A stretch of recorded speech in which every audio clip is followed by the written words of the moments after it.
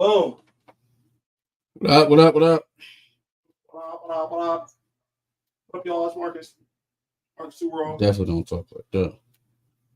You made fun of how I talked earlier. All right, bro. Yeah, I'm me. What does that mean? Just do you, What does that mean? and I'll do me. You just do you. And I'm gonna do me. I'ma do me. So you're Rocco now? Is that what you're trying to tell me? You want me to say it again? You just do you. I'ma do me. There you go. I'ma do me. Oh, God.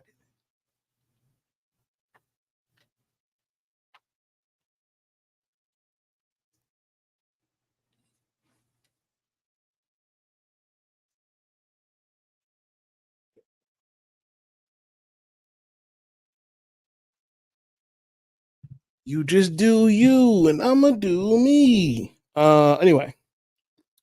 Cool. Everything's up. Everything looks good.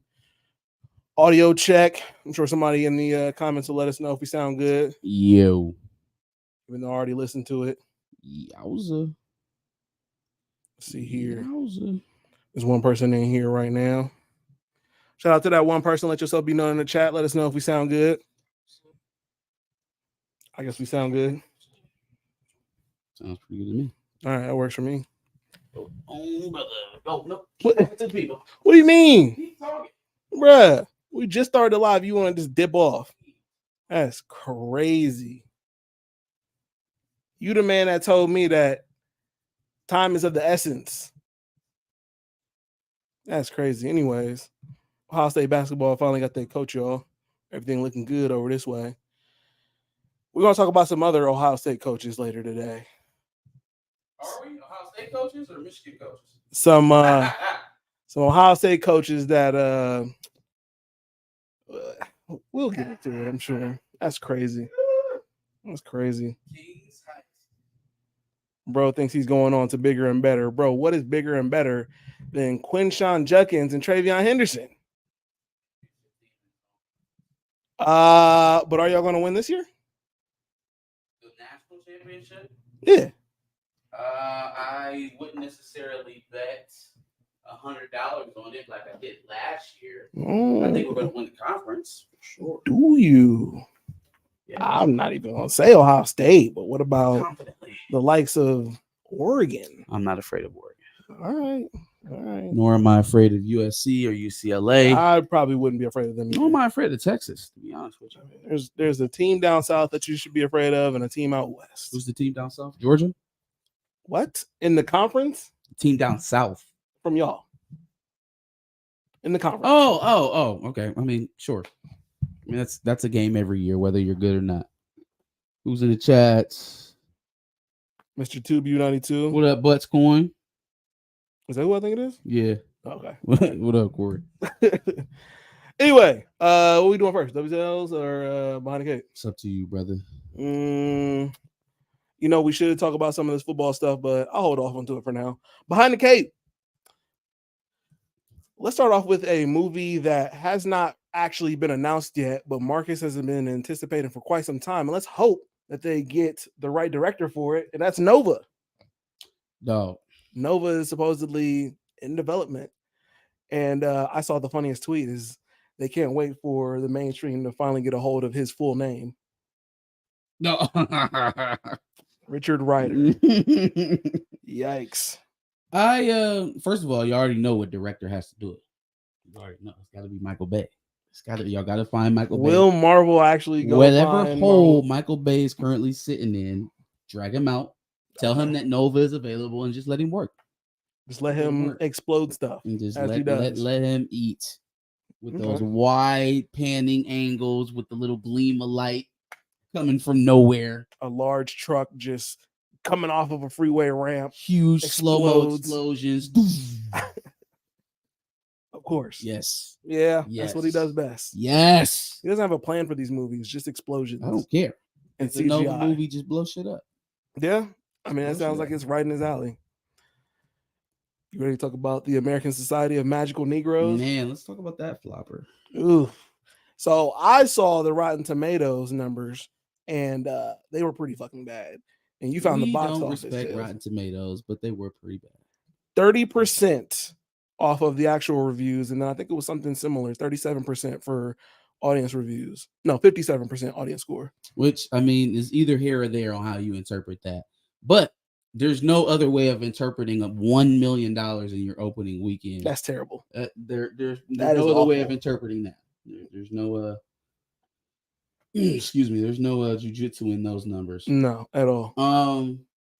I think Homeboy from the Oscars, and I'll talk about him more later, but the guy from American Fiction, the Jeffrey Wright movie, yeah, he hit it right on the nose, man. Like, there are Black stories to be told that exist outside of, drug films or cop films or slave films, plantations, racism films. Yeah, like people have a thirst for things in Black media that have nothing to do with any of that. There's plenty of Black success films to be told. Man, see, that's why they should have let Will win for Pursuit of Happiness. Maybe that would have started a trend right there. Yeah, that's what we want to see. Ryan Coogler would have saw that as a young boy, and T'Challa would have survived. Yeah. And T'Challa would have survived. Yikes. It all comes full circle, folks. You just got to pay attention. Yeah, no. The American Society of Magical Negroes. Of Magical Negroes.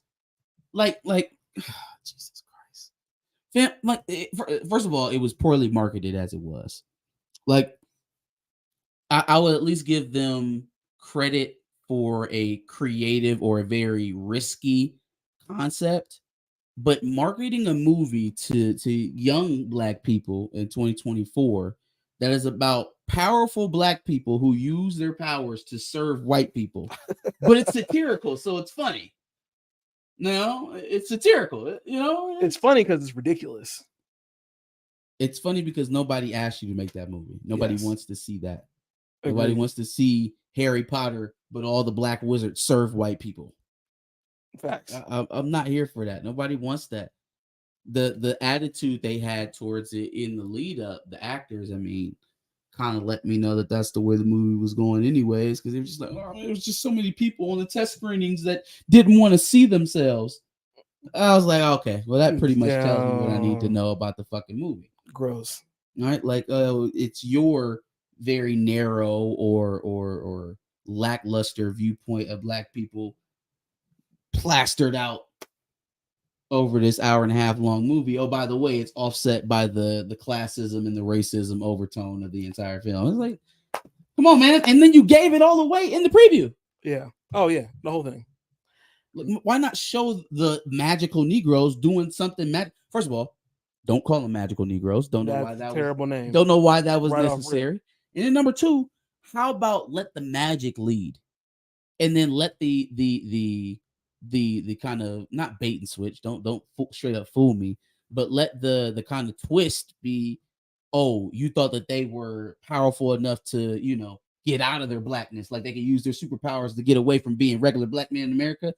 Even in the magic world, they still got to deal with it. If you're going to go that you route, would have gotten a sale because I would have been interested, but then you would have pissed me off. You just gave up the whole shit. Yeah, you just gave it all up. Yeah, and that's why you got a million. They're magical butlers. That's why you got a million. Mr. TubeU92 says, speaking of that magical Negro film, there was a comic with a similar premise called Excellence, but it was a much better story. Never heard it. Who wrote it? I don't know. Mr. YouTube. Very interesting. All right. On to the next thing. Your favorite person in the world who talked about Harry Potter last week is now talking about living in America and doing your trash ass Marvel shows. Professor Plum or Puff or whatever. I don't even remember what her name was. Ramona Sprout. Yes, Ramona Sprout. Miriam Margolis turned down a role in Agatha because she didn't want to deal with you Americans in, was it Alabama? Georgia. Fuck that. You take your Marvel money and stick it. But I don't know who's asking her to talk about this. I didn't know her name. Who is asking her these questions? Who is sitting her down for this interview? How did it get this viral? Well, I understand why it's viral. She's a character in Harry Potter and she's talking stupidness. But why is it so important that like a legitimate outlet is talking about this? Who gives a shit if she appreciates the job offer she gets, which she clearly doesn't? The quote is so much worse. I just read it. I don't like America, and I didn't want to be in Georgia for 4 months. So I just said, well, I want £1 million. And they said, you can have $500,000. And I said, no, I don't want to do it. Like, what kind of privilege you got to have on you to be like, oh, I hate your country, so pay me $1 million to be there. And then they offer you $500,000 and you say no. No. And you somehow think you look like the same person in that situation. Crazy. Yeah, okay. Especially when no one knows. Okay. And that's the opinion that we hanging on right now. Yikes. I know who we won't see in the Harry Potter reboot. Facts. Let's move on to the NAACP Awards. Damson Idris, Gail Bean, a couple of actors and actresses who won awards. Damson won specifically for Snowfall. Best actor, best lead actor in the drama series. Was she in Best Supporting? I think so. Best Supporting Actress. That's crazy. They snaked my boy Leon, but that's I fuck with Wanda. That's a fact. They snaked Leon out of Best Supporting for sure. Agreed. In terms of a character arc, he had the best one. Did they win anything for the actual show itself? No. Nope, I guess not. But Gail and Damson won. That's the important part. Shout out to the Snowfall mainstays. Yes. Also at the NAACP Awards was Jonathan Majors and Megan Good. And Megan Good was there because she had received a couple of nominations for a couple of different shows that she's been in. I know she was in Harlem. I think she was in something else that had received an award. And so both of them had every right to be there. She has multiple awards and he's there to support her. And yet the reaction from so many different people on the timeline was absolutely ridiculous. You know bitter folks and how they be. Like, are we ever going to get over this at any point for Jonathan Majors? Or is it just shit on him until he goes out in oblivion? I don't know. I think he should just live his life, take his fine ass woman and live it. We still think he's a serial abuser, apparently. Man, I don't talk to people without common sense. So, and once again, there is absolute brain rot on these social media apps. So, like, I can't take people seriously when they say stuff like that. Yeah, he's a whole abuser. Why would you even have him there? First of all, I don't know if you know who's running the the NAACP, but I don't think you should be holding them to such the high standard as you do. Sure. And even at that, these are a bunch of rich folks handing around awards to each other to make themselves feel validated anyway. So it's really not that big of a soiree for him to not be able to get his foot into anyways. He's just as famous as any of them. His offense is a lot lighter than a lot of the offenses that probably passed around that room if we just keeping it funky. So yeah. Again, a nonsensical, immature simpletons go to shit like that. There's a woman abuser. Let's look through the crowd and let's see who has domestic violence abuse, and not just like unintentionally harming someone while you're trying to get away in a 2-minute fleeing video of you running away from that person. No, nothing like that. Like beating the shit out of their wives, covering it up, sweeping it under the table, young mistresses, grooming people. Grooming young men and young women, you know, because that's the new craze now. All of a sudden, yeah. So like, let's stop with the faux concern over civility. Yeah, like cut it the fuck out, man. One person even said, "I wonder what happened in the car before we even got the footage." Not beating her. She had no fucking visible scars on her, so that didn't happen. You shouldn't even have to address that seriously, because again, that's the thought of a deranged person. Crazy. It's the thought of a deranged person. Yikes. Your favorite movie, Ray, is possibly being canceled. My what? Your movie, your upcoming favorite Star Wars movie. Okay. Anyways, yes. The movie that you want to see so bad. The Ray movie may be canceled. Apparently, it might be on the list of silent cuts that I was talking about. There's a lot of smoke to that fire. And that Daisy Ridley may be the only one that doesn't know. Apparently, they asked her about it recently after, they've been doing all these runs with her. They brought her out at Celebration. It seems like it was full steam ahead, right? It's going to be the first Star Wars project of the new year to start filming. Okay. All of a sudden she was talking to somebody, talking to Variety or one of the shill sites, one of the shill organizations. Mm-hmm. And she was like, well, yeah, hopefully we'll get there and we're just trying to work it out. And it's just like, well, hold on, man. I was supposed to start shooting this year. Why don't you know when you're going to start filming or if it's even going to happen? Because they don't know that for a lot of these different films and TV shows. Getting canned. It's getting canned, bro. They're not going to put up another $200 million on a guaranteed stinker. They just don't have it to do. They don't print money at Disney. I know a lot of us thought they did. And they may have. They were so successful at a point in time that we thought that they were impervious. That the conglomerate that was the Disney company was so impervious to any type of financial woes or mismanagement that they would just be able to print the money to get out of it. Mm-hmm. That's not the case, y'all. It's not the case. And the only thing that you have to do is look at the flagships and look how they're operating. Look at the parks. Look at Marvel. Look at the parks, Star Wars, Disney Animation. Yeah, it's all bad. Look at how they're. ESPN, another flagship for sports. Look how they're operating. Are they operating from a place of strength? Are they acquiring? Are they growing? They're selling. Are they spreading Netflix out? Yeah, everybody's selling and cutting budgets, begging for tax cuts. That's why they're preaching so much volume talk to you, because the only stuff that they're going to be doing on site is going to be overseas or in Georgia. One of the last places that'll still give you great tax breaks to do it. Georgia and Louisiana. That's why you keep seeing Louisiana and Georgia signs at the end of all your movies, if you stay to see the end of the credits. Yeah, no, they're definitely in a free fall and trying to grasp onto something. All of those cut. Even comic books, cut. R.I.P. to Brian Hill's Blade. Brian Hill's Blade. Yeah. Getting canceled at 10. Yep. Because I guess that one wasn't selling, right? Wasn't selling. That was the problem. That's not the problem. Yikes. There's poor editorial management going on in Marvel Comics. There's poor editorial direction. The thing that I have to keep reminding myself when these runs are getting canceled is that the vast majority of the direction for that run that's supposedly supposed to be a wait and see on whether or not it's going to be a 10-issue mini or, an ongoing series that gets 35 issues, 35, 50 issues, is completely determined on that edit. It's not even on the writer. Mm-hmm. They're determining the direction that we're going to go in. And then they determine whether or not it's going to keep going. Mm-hmm. They set you on a course. They give you the fine line to walk. And then they decide whether or not, based on the performance of that fine line, whether or not you're going to continue on writing or if you're going to get your shit cut and write in a mini in the summer. That's insane.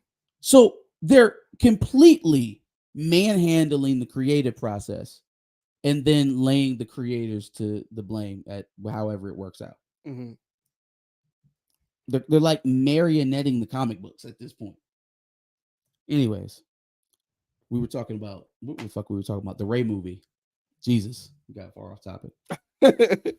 Yeah. Hopefully that's one of the ones that we don't have to see. I feel like they were hinging a lot of bets on that to do well. So, but okay. So they announced those 3 movies that were supposed to be the 3. I don't know. We call it reset, I guess. But we had the Ray movie, we had the Mando, and the Mando, Ahsoka. What was the other? A Boba Fett mashup movie, right? The Fight THRU. And then there was some 1,000-year-old Star Wars story that was supposed to happen, and that was closer to the inception of the Jedi. Out of those 3 movies, Ray was supposed to be first. It's supposed to start shooting this year, right? Well, Ray talking about Daisy Ridley. Talking about, I don't know. That shit might happen. I don't know. They ain't told me yet. Right? So that's out. Then we, supposedly, according to sources, then you had Mando season 4. We talked about that last week, right? But the potential of them canceling season 4 to fast track the Filoni movie kind of lines up. Those 2 rumors line up together because you would think if they're going to fast track the Mando movie, that the movie that was in front of it got moved out. Yeah. Right. Yep. And that's the reason why now they're fast tracking Mando in the movie as opposed to getting season 4 going, because now we don't have the time. Well, it seems to be the more popular of the two anyway. So instead of going, because we've already been 5 years without a Star Wars movie. So like if we let Mando season 4 get shot and then go into the movie, it'll be another 7-8 years. Yeah, because they have to shoot all of Mando season 4, then they have to shoot the movie, and then it has to premiere. So we'll be in year 8 before we get another Star Wars movie if we get season 4 of Mando. It actually makes sense now, I guess, if they are canceling the Rey movie. Mm-hmm. So would you? That's a good question for the chat. Would you sacrifice Mando season 4 if you knew you didn't have to watch the Daisy Ridley Star Wars movie and get a Mando movie earlier? And get a Mando. I mean, like I feel like they may be jumping the gun a bit, but if it means that we don't have to see Rey again, and we don't have to deal with that saga of Star Wars, and we can just bury that for good, then yeah, I will sacrifice Mando season 4. I would. That's where I'm going with it. Is Gina Carano going to be in the movie? No, what? Cut the fuck out. Stop it.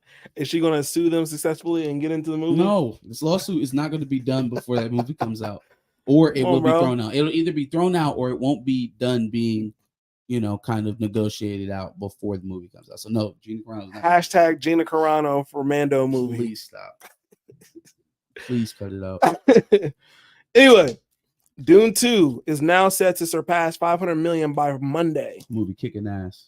It is. Movie is kicking ass. It is. I can't even think of the last movie that's done this well. None this year. I'm going back to see it. I might go down to the Drexler to see it in IMAX.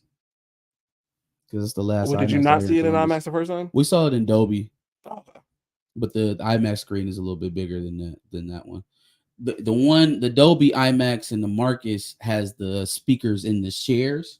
Mm-hmm. So you kind of get that experience, but the screen is not as big. It's big still, but it ain't as big. It's not plus, the you're biggest biased screen. to the Marcus. I am biased. That's my theater. But the AMC Drexler, probably the only AMC I'll ever go to because they have an IMAX screen, a legit IMAX screen. Are you calling it the Drexler? Isn't it the Drexler? Drexler? I think it's Drexel. Oh, Drexel. That's such a black thing to do. My bad. The Drexler. Whatever. The one downtown by Ohio State. God damn it. But yeah. We're gonna see that again. So fair enough. Yeah, I think the last thing that we got to talk about is Fallout series. I'm actually kind of interested in this because I played a couple of the Fallout games. The series is dropping in April on Amazon Prime, which shouldn't matter to me because apparently I'm not watching shows on Amazon Prime anyway. I'm down. I like what's going on with the video game franchises turning into TV shows right now. Agreed. It's really been working out well over the last couple of years. Mm-hmm. At least for me. Last of Us. I mean, I caught me a Halo hater on Twitter today. Oh, Halo. But, he kind of struck me as everything's not exactly as it was to the video game. This is a disrespectful homage kind of person. So, I hate those type of people. It's not supposed to be exactly it one doesn't for have one. to be a 1-to-1 to be good. Just don't change the lore. If you don't think something's important, don't talk about it. Yeah. But as long as you don't change it, I'm good. Facts. I'm good. Fallout, and then actually I forgot there is one. Last of Us is another good one. Halo, Last of Us has been pretty good over the last couple of years. I still haven't seen the Uncharted movie though. It wasn't great. It wasn't great. I thought it did well enough to warrant revisit, like a sequel for sure. Mm-hmm. I mean, what else you doing if you Universal? And you got Tom Holland. And Mark Wahlberg. You got Tom Holland. Well, they definitely could have left Mark Wahlberg where he was at. That's where they fucked it up at. Because Sullivan is old. He's not Mark Wahlberg with fucking fucking Popeye arms. He's old now. He sells cars in Columbus. No. Sully's old. Like old man, senior citizen finding a thing. Mark. He's not rapping anymore. He's selling cars in Columbus. They fucked out. He's selling cars and burgers in Columbus. That was a bad casting. But everything else about the movie was cool. Fair enough. I did forget 2 other things. Live action Titans movie in development. You ready for that? Live action Titans? Yeah. I thought they could have did a little bit better with the storylines they chose for Titans. I did like some of the later stuff, like with Deathstroke and Red Hood with Jason Todd. I think the first couple seasons were a little convoluted. got a little bit slow, but it reminded me a bit of Doom Patrol, tonally wise. So I thought it was a good enough show to warrant a maybe a full length movie, maybe like a straight to TV thing. No, I don't know if I'm going to the theater to see. You're not going to the Drexler to see that? Shut the fuck up. Then now if they put it on the streaming service, they put it on Max or something like that, I'll definitely watch it. Fair enough. The other thing is more yours. Marvel is supposedly looking to take risks. Is that what you said? Take less risks. I would say take risks. I don't think that's looking to take less risks. That was that. I forgot who wrote that article. Because they said that last week. Essentially, Bob Iger said that. Yeah. They're taking less risks. The reason why I wanted you to bring that up is because I feel like the response to that was very interesting. What I found, and y'all let me know. I guess we'll have to read through some comments here after this one so we can actually catch up on the shit that we asked them. But we already got comments for the question. For the question before, my fault, y'all. I'm floating right now. But the what I was seeing in relation to that article, it was from Daniel RPK. It was the leaker guy. Was a lot of people saying, "Oh, see, this is your guys' fault. You've been ragging on Marvel, and now they won't want to make more movies. Now you've given the money guys the okay to say what can be made and what can't be made. See? Okay, fine. Maybe I can accept that that's a general thought that a lot of people have online until I started looking a little deeper. Okay. So I bookmarked one of those tweets that I seen, right? Got you. Okay. So this is from somebody named, I won't call their Twitter out directly because maybe this is a real person. I don't want to dox nobody, so it's cool. But it's a icon of Hawkeye. The retweet of that article says the profile picture is Hawkeye. It's Hawkeye. It says this is the fandom's fault, by the way, and that seemed to be the general sentiment: is that y'all talked about him so bad, now they don't want to make more movies for us, right? Which is very anti-consumer and pro-product or pro-institution. So I click on this person's profile. I'm afraid. Let's see what we got here. Oh, they joined in August 2022. Interesting. Let me go to their media. See if I see anything. That's a meme. That's a comic book. That's a picture of a tweet. That's a picture of a tweet. That's a comic book. That's a picture of an order. It's a picture of Lost. It's a picture of Hawkeye. It doesn't seem to be any real life pictures on here of this person. Let's go back. Oh, they're following 1,200 people and they have 331 followers.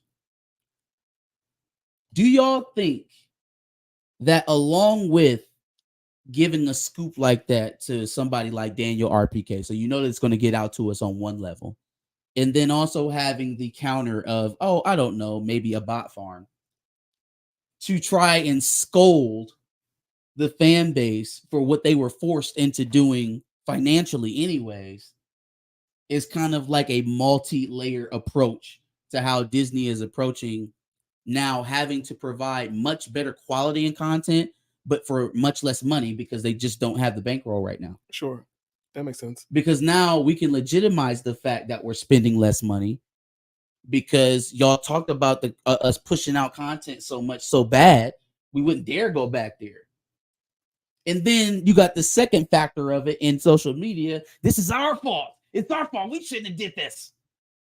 It's a multi-layered attack. Am I thinking about it too much? No. Because first of all, that was a fucking bot account. I don't give a shit. Right. Anytime I see shit like that, this is a fucking bot farm account. But RPK is not. No, RPK is not. But I'm saying they could very easily.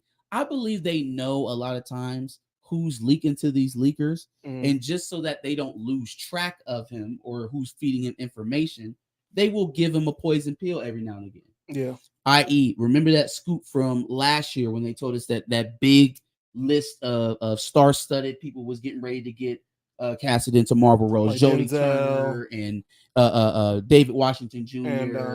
And it was like a big list of them. Remember, it was the dude. I am a reliable source.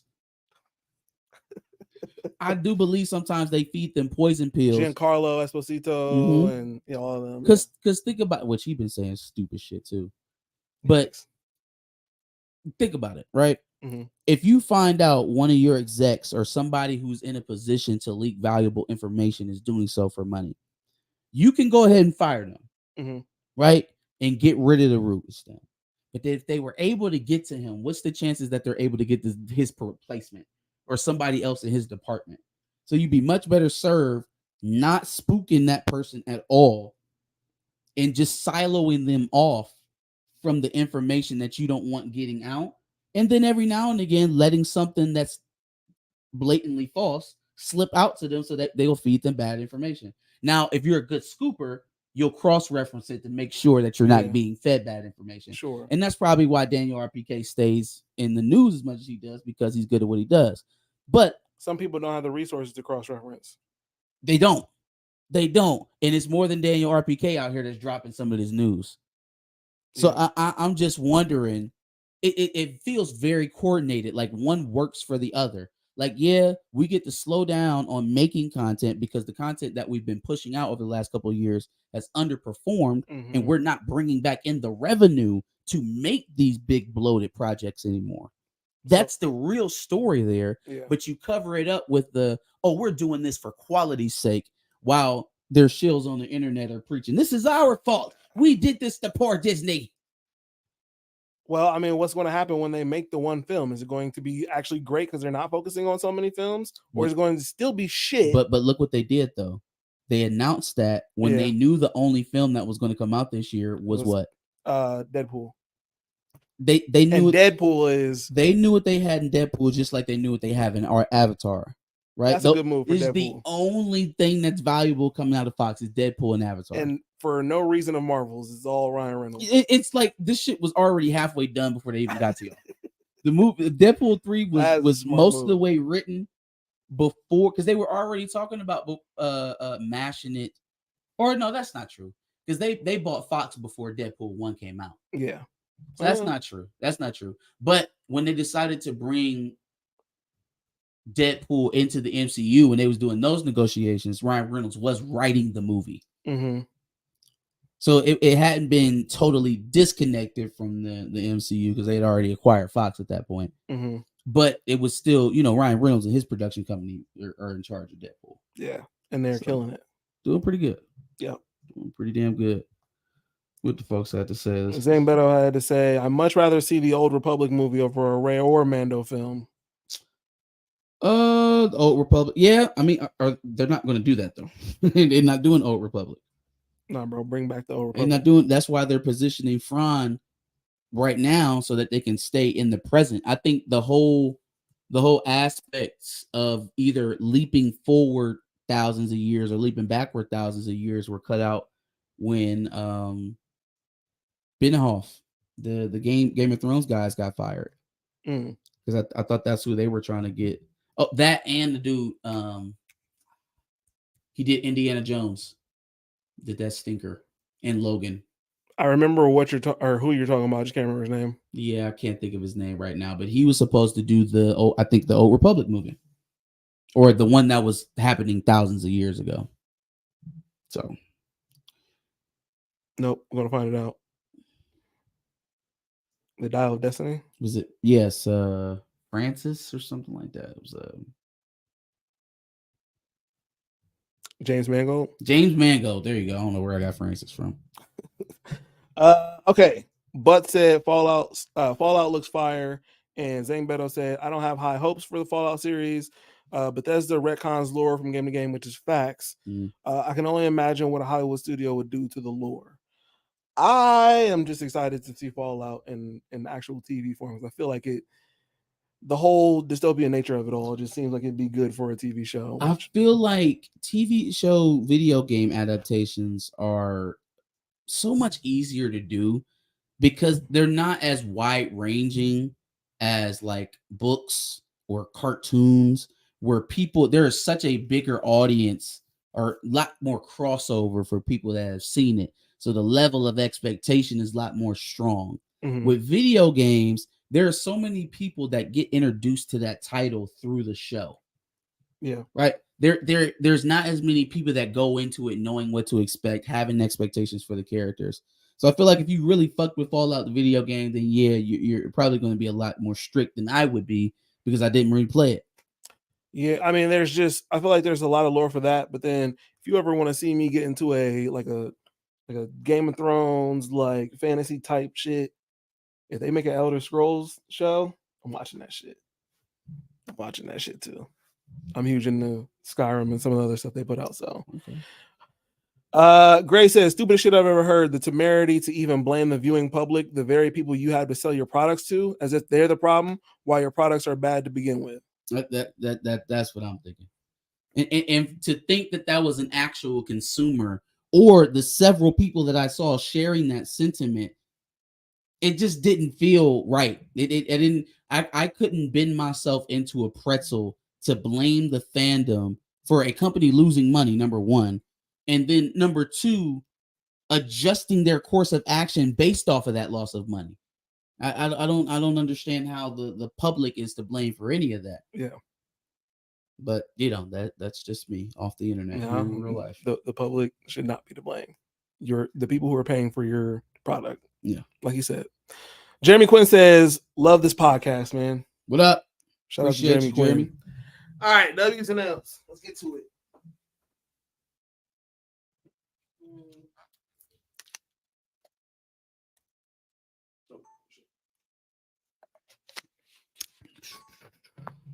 How y'all doing on this fine Sunday afternoon? This fine St. Patrick's Day.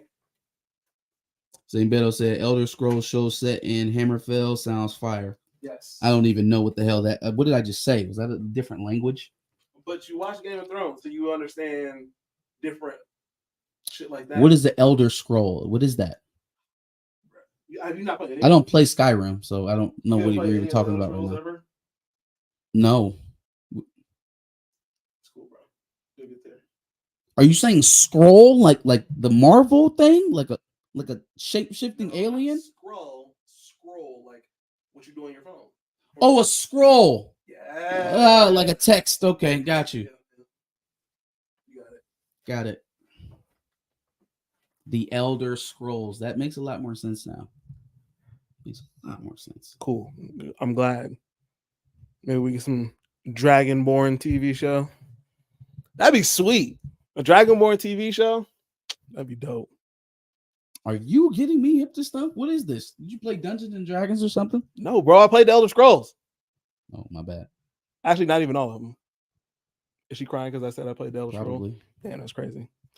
Anyway, W's and L's, the weekly recap show where we give it up to the things that we like and the L to the things that we don't. I'm going to start this off. What do you think about the TikTok ban? TikTok ban. Kick it off. I just found it so interesting that America was just like, you know what, bro? Y'all can't just keep this data, China. You either got to sell TikTok to an American company or we're just going to ban you. And they didn't get that done when Trump was in office. Listen, man, I am not a big government oversight person, and I'm definitely not a censorship person.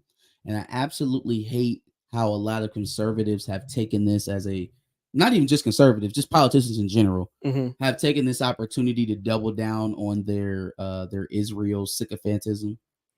But this is a good thing. Yeah. It's a good thing, not just for TikTok, but for data mining in general. Like the concept of data mining and how we can begin to wrangle some of these tech giants in and how they use us, essentially. Yes. Right? Like, this is not a bad thing to me. And I get where people are coming from.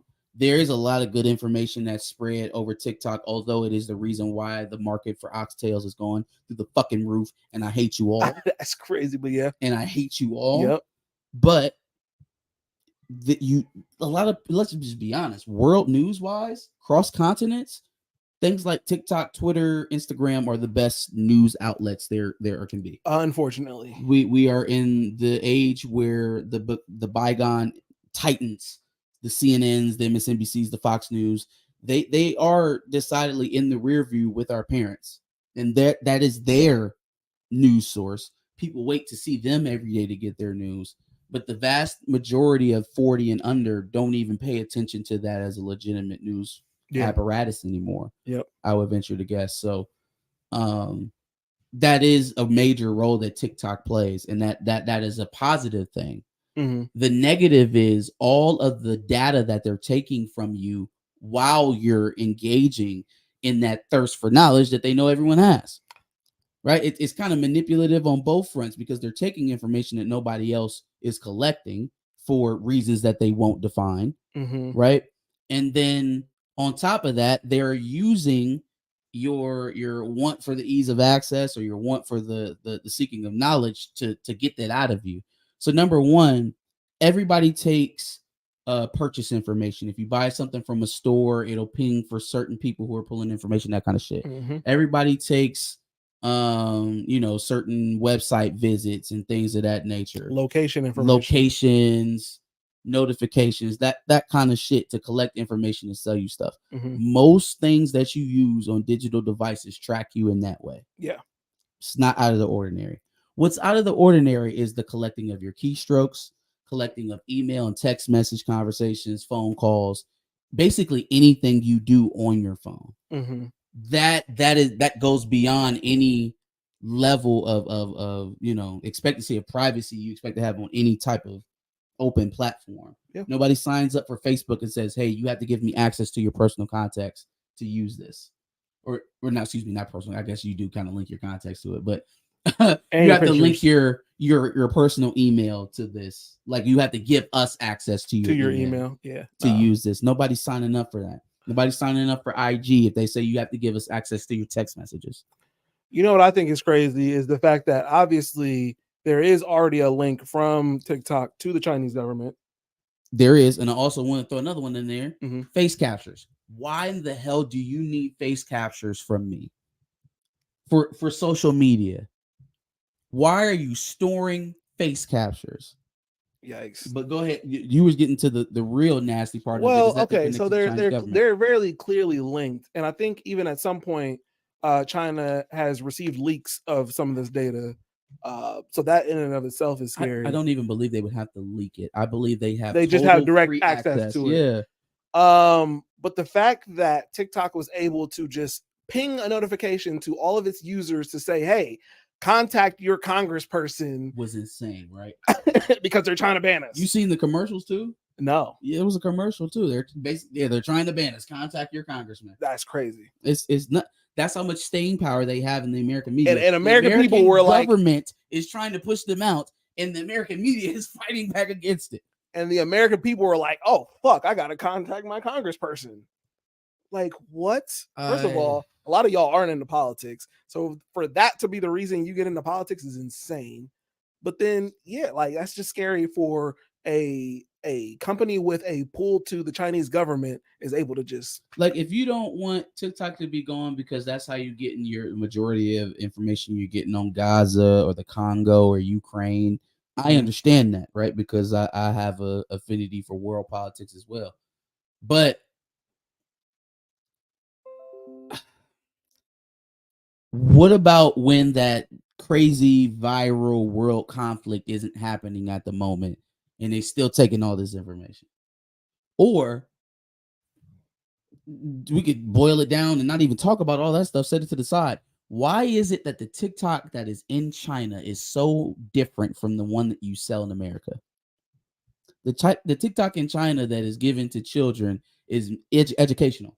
It's mainly educational videos that promote learning, and then in turn limits the amount of time that they can use it to get them off the screens altogether. Why are you not implementing that for American youth? Why do people under 16 are they able to have an adult TikTok feed that I could be watching here in America versus what you're selling in China? Because it's virtually a different app.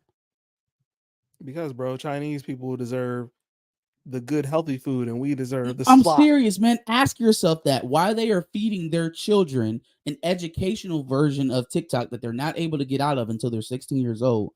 And yet your children are on the same app that you're on. Watching the same content you're watching. We want the slop. Ask yourself that. That's crazy. The whole situation is just nasty. And I don't get on TikTok all like that. I usually see my TikToks from Twitter. It's like a couple years ago when the Russian app came out, where it was making everybody old, and everybody just started going, "Oh yeah, look at me, I'll be old."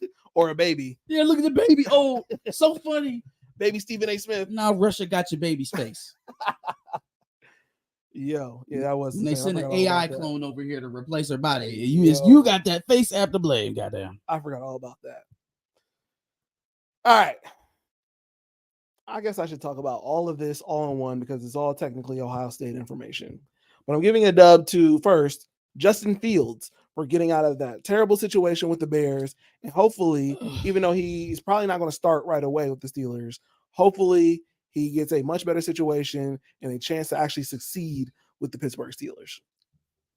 Amen. CJ, you got to hold it down for all Ohio State quarterbacks in the history of Ohio State quarterbacks in NFL. Well, he's been doing a great job of doing it so far. He's only been there one season. But he got to the playoffs in the first season. Hold it down, brother, because the reputation is on your shoulders. And if you have a sophomore slump, Justin Fields is still a thing. When is the last time an Ohio State quarterback made it out of their rookie deal with the same team that drafted them?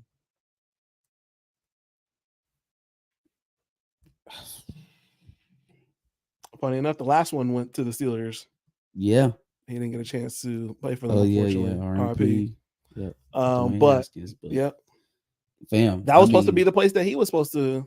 Let's see. CJ has a chance to do it. He got to play well through 4 years now. CJ about to go. Then you had Justin Fields, Dwayne Haskins, JT Barrett. JT Barrett. He got drafted. He got drafted. Okay, he did. It counts. He did. Sure. So did Cardell, I think. Cardell Jones. Braxton Miller got drafted too. He played as a receiver. He got a chance to play quarterback. So I'm trying to give you a break. Oh, I'm just saying. If we're talking about the quarterbacks in a row. Todd Beckman did get drafted. Terrell Pryor. TP. He got drafted. He didn't. He got drafted as a receiver, as a quarterback. Yeah. Then you had Todd Beckman. He went before TP. Before him, you had I'm at 7 quarterbacks. Troy Smith. Holy shit. Troy Smith didn't make it out of his rookie deal. He didn't he go from the Ravens, San Francisco to the Ravens? I thought he played for the. No, I think you're right. Yeah, he went from San Francisco, then he went to the way Ravens. around, but yeah, I think you're right. It's not. It hasn't been a good look for quarterbacks, but now it's starting to be a nice little era we got here. A nice little era. Yes. Damn, it's one player. We literally just established it's one player. No, it's 3. Dwayne Haskins, Justin Fields. Oh, you're saying who have been seen as good? Yeah, I'm confused. I'm talking about who had just been drafted in a nice first round. Ryan Leaf was drafted in the first round. Yeah, Ryan Leaf was a bust. Okay. And we can't say anything about Dwayne. What do we call a top 10 quarterback who didn't make it out of his rookie deal with the same team that drafted him? No, what do we call that? That's not the rule. If you are getting traded from the team that drafted you within the first 2 to 3 years of your deal, what are we calling you? We don't call everything. What are we calling you? Because what if they do good with the second team? Okay. Is Zach Wilson a bust? Zach Wilson is being started over by technically Aaron Rodgers. He just got injured. Is he a bust? Is Justin Fields a bust? Is Sam Darnold a bust?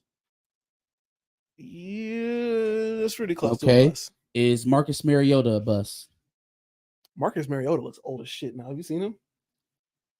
I just want you to answer my question. Is Jameis Winston a bust? Who does he play for now? I know he plays for the Saints. Is he starting for the Saints now? I'm naming people that played for a long time. Jameis Winston and Marcus Mariota made it. Let me get more recent. Josh Rosen guys are still playing. Is Josh Rosen a bust? Yes. Fuck. Dude that they drafted from like San Diego State. He played at San Francisco for a couple seasons. Black dude. For San Diego State? They traded him. They traded him when Brock Purdy started showing out. Oh, Trey Lance? Yes, Trey Lance. Lance balled out wherever else he went, I thought. I don't watch the NFL, so I can't really say for certain if that's the case. Okay. Well, that's okay. You got it, Justin. It's gonna work out in Pittsburgh. It is. I know. He's gonna have a year where he follows behind Russell Wilson, and then he's gonna be introduced to one of Sierra's bench Russell Wilson friends by week 5. Okay, well then Justin Fields and then it's gonna get rough for your boy. Why? It's a better team. Okay. Steelers are a better team. Okay. They made the playoffs without a quarterback. I'll just let them prove me wrong. They made the playoffs without a quarterback, so now they got a decent quarterback. It's probably that one read offense that he had in college. That's probably what it is. It's fucking him up now. The learning curve is too steep. Well, Ryan Day has also developed another quarterback who made it to the playoffs last year. So CJ is his saving grace, boy. I swear to God. No, it's not. Yes, it is. Justin Fields is going to be a great when it's all said and done. If I was recruiting against Ohio State as a quarterback, I'd be like, hey, listen, man. There's guns and butter, right? Butter comes early. It's nice. It's dripping all over the food. And you know, it looks all great. But the thing you really want to have is a gun. And let me break that down in terms of football. Butter is a 5-star recruit. Flashy. Comes in, throws for a bunch of touchdown passes in college, goes first round. That's Butter. You know what a gun is? A gun is 10 years in the league. A gun is a Super Bowl. A gun is being dutifully employed as a quarterback in the league through multiple contracts. But there's only one. Don't go for Butter, son. Go for a gun. There's only 2 quarterbacks. Not for really, Michigan. Kids. Don't go for guns. There's only 2 quarterbacks for Michigan. It's Tom Brady and Chad Henne, who did not do what you said. Brady lasted almost 20 years. Yeah, but Chad Henne did not lasted about 12. Chad Henne didn't stay with the first team. With the Miami Dolphins? He was with the Miami Dolphins for like 6 years. Didn't he go back to the Miami Dolphins? He played for them twice, but the first stint he was there for like 5-6 years. He was there for 3 years. And then he went to the Jaguars. And he never went back. Shut up. Well, you the one told me he had 2 stints. I thought he did. 2008 to 2011. He got drafted in 2008? Bang, bang, bang. 2007. Now, he did win 2 Super Bowls. But maybe that's Justin Fields' career too. Yeah. And he only won them, I think, both with Kansas City. So basically, he won those Super Bowls because of Patrick Mahomes. Did he take a year off? Between 2018 and 2011. And then it starts back at 2012. I don't know how they got that going on. Yeah, it's weird. Yeah. But regardless, Tom Brady, that's it. Oh, no. But first of all. And Tom Brady only. That's not a gotcha. Chad Henne was in the league longer than TP, not TP, excuse me. Troy Smith, Shotgun, or whatever the fuck that man's name is, and Shotgun and JT Barrett combined. His name is 12 Gauge. Shotgun, JT Barrett, and motherfucking Troy Smith combined. What about the Michigan quarterbacks in that time? Oh no, we've had a lot of doozies. But you got Tom Brady and. But Chad Henne is your Justin Fields. But we also have Brian Greasy, right? Before all of we this. have other quarterbacks. Before all of this. Navarre, you had John Navarre. No, not in the NFL. Brady. Drew Henson played in the league for a little bit. Hey man, we had some QBs. It didn't pan out well. It didn't pan out better than Chad Henne. We have the GOAT. So like the conversation starts and ends there. But we have the GOAT. Bill Belichick's dub. And we got a top. I don't even know who the coach was. And according to Kuiper and all the experts, we got a top 10 pick coming this year.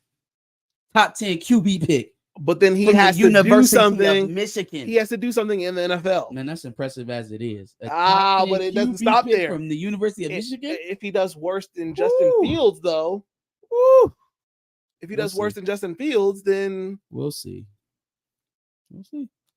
More Ohio State stuff.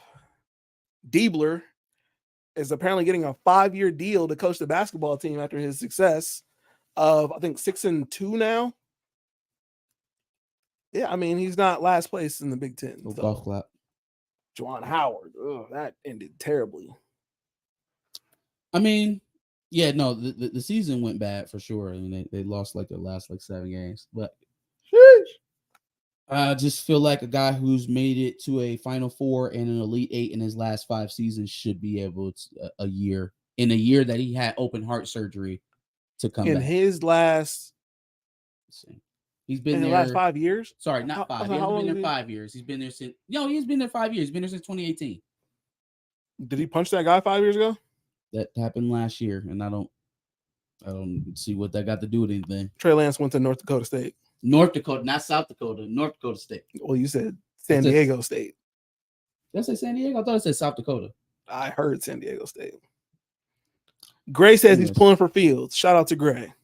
Okay. And Connoisseur says he should start over Russ, and I agree. But you know what? We'll just let it go. We'll let it go for now. I got a lot of faith in my boy Fields. He's going to the toughest division in football.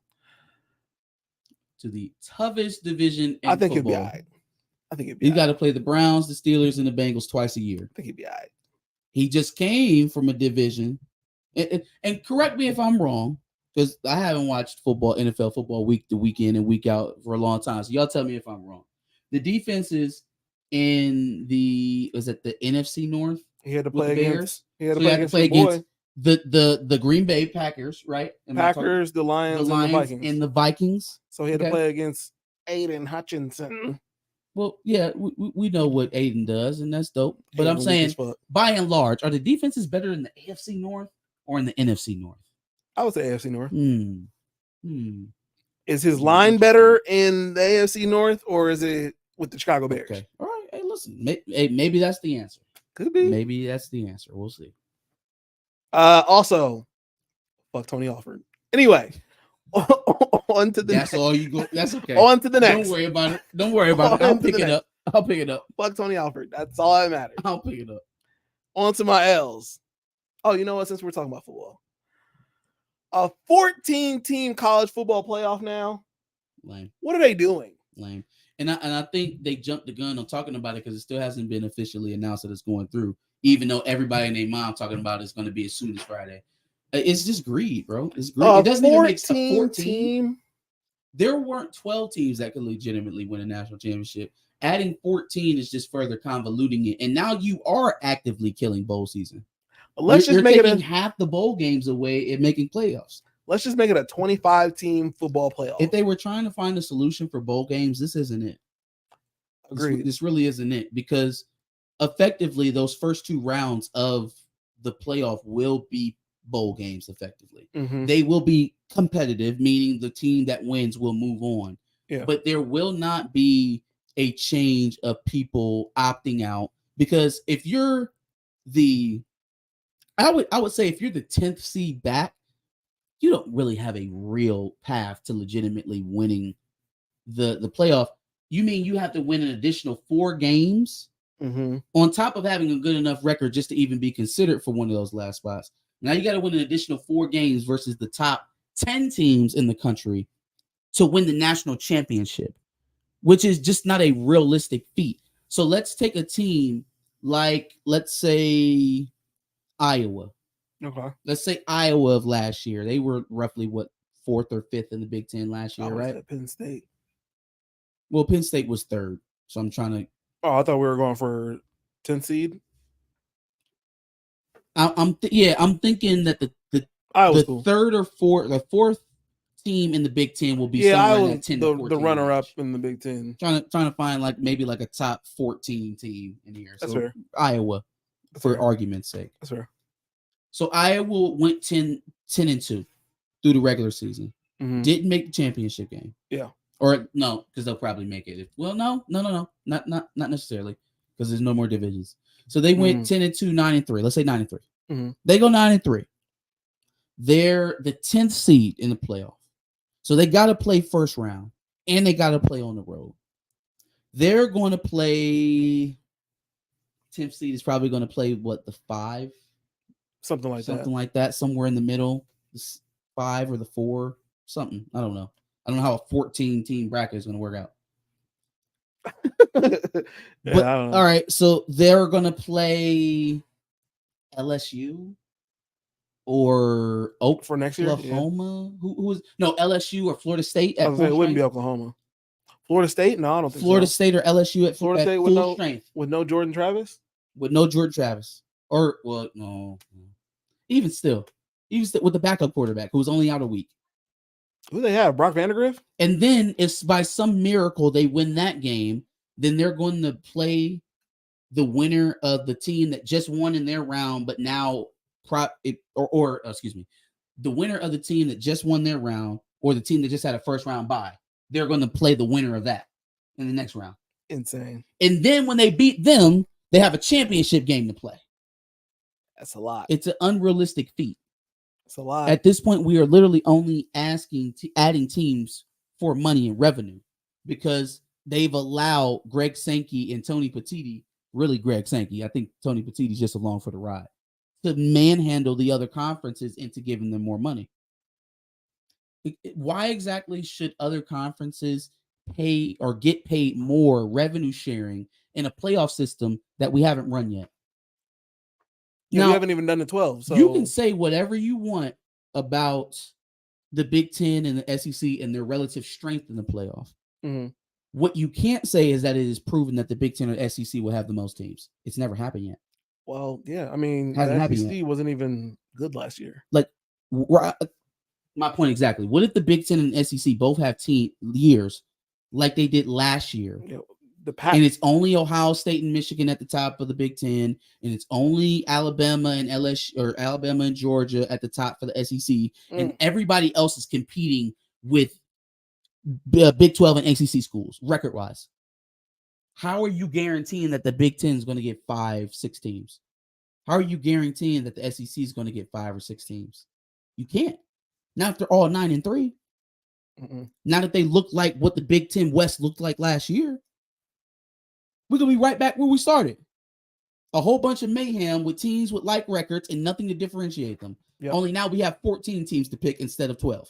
And you have to pick some 3-loss teams. Gross. A 3-loss team in a playoff? Gross. And we just came out of an era where you had to be one of the top 4 teams to have the opportunity to play in one. And you'll have multiple teams like Liberty and fucking. It is, yeah. We're gonna have like Liberty and Tulsa. Like, multiple Cinderella stories do not work like they work in a football tournament. Y'all gonna get some of these kids hurt. You're gonna get. There are going to be some dastardly blowouts. Mm-hmm. The first year the SEC runner-up has to play, or the Big Ten runner-up has to play in the first round, it is going to be a 60-0 match to whoever they play. To whoever they play. Sheesh. So yeah, 14 team is nasty. I think once they see, they're going to have to do 12 this year because that's how it's set up. Yeah, I think once they see what attendance and ratings looks like for those back games, for those lower seeds in the first round where the first round bye happens, I think they'll adjust course on this. How much capacity they have. You have to. Because at a certain point, you'll be wasting money because there is infrastructure and a lot of money that needs to be put up to have even just 2 additional teams in a playoff setting. Yeah, but think of all the sponsorship money. It doesn't mean anything if no one's watching, because that's what the bowl games are getting you right now. No, if nobody's going to watch the games. Nobody cares about the Big Boy Mowers Bowl, but everybody cares about. I'm going to be honest with you. I don't give a fuck until after the first round. I'm not really going to be watching. Yeah. Well, I mean, I think they're banking on the fact that if they make it a playoff game, you'll watch, as opposed to it being in that way. How is it different from a bowl? Because it's a part of something bigger. But you're not watching anything that's going to be consequential to it, though. The team that first round team that has to play is playing has no chance at winning a championship, and that's more unique in football than it is in basketball. Anybody can be beat any given day in any sport. Yeah, but if you're talking about a Cinderella school like a Virginia Tech or a damn Central Carolina, Central or NC State or a UTSA or like you said, Liberty, Tulsa, those teams are going to get road ran. It's going to be ugly. That, but them being optimistic in their chances of making money off of this whole thing, they're going to hope that everybody's going to tune in to a playoff game. Fam, they're going to show y'all something when if Colorado make the playoffs this year, they're going to show you exactly what Colorado is as a program. That's this whole thing. That's what they're trying to gear up to. When they was playing Oregon, fam, Michigan would have been favored over Oregon this year by 8 or 9 points, maybe even 10 points. Yeah. So just imagine what Michigan would have did to Colorado. I don't like transitive property, but let's just keep it real. That's a fact. Yeah, no, it'd be very interesting to see because I think they want money and they think that they're going to get it by doing this, but who knows? All right.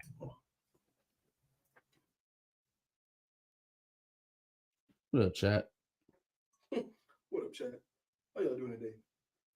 Trey Lance went to North Dakota State. St. George. Carson Wentz. Another busty bus. Yikes. Justin Fields not a bus, bro. Anyway. So y'all know we review Power over here. Why they just gonna go ahead and cancel Power Book 2 Ghosts?